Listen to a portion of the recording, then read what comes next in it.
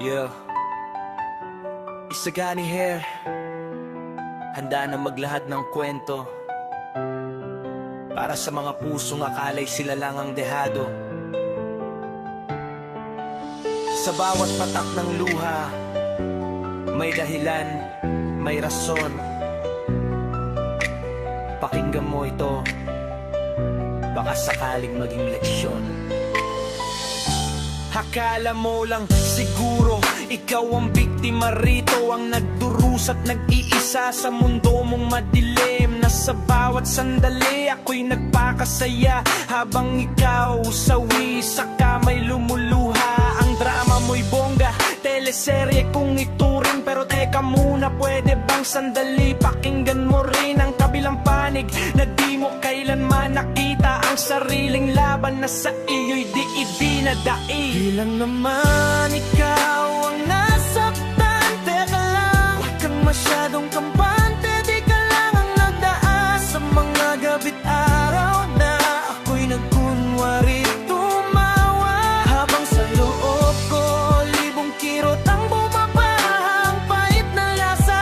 Di mo lang ininda dahil sa likod ng ngiti sugat ko'y mas malala. Kaya't huwag kang magmarunong na ikaw lang ang lupok sa larong ito ng pag-ibig. Pareho tayong natalo. Naaalala mo ba yung mga pangako mong napako, mga salitang binitawan hanggang doon lang yung puro? Habang ako'y nagtitiis, pumipikit, nagbubulag-bulagan sa bawat paglihis mo, puso ko'y tinutulungan masugatan. Pero di ko ininda, di ko sinabi, tahimik lang akong umiiyak dahil ayokong maging pabigat sa puso mong mapanakit. Minahal kita ng buo kahit na ako'y niloloko, ngunit dumating ang araw na kailangan ng tumayo. Wala naman ikaw ang nasaktan, teka lang, huwag kang masyadong kampante. Di ka lang ang nagdaan sa mga gabi't araw na ako'y nagkunwari tumawa, habang sa loob ko libong kirot ang bumabahang pait na lasa. Di mo lang ininda dahil sa likod ng ngiti sugat ko'y mas malala.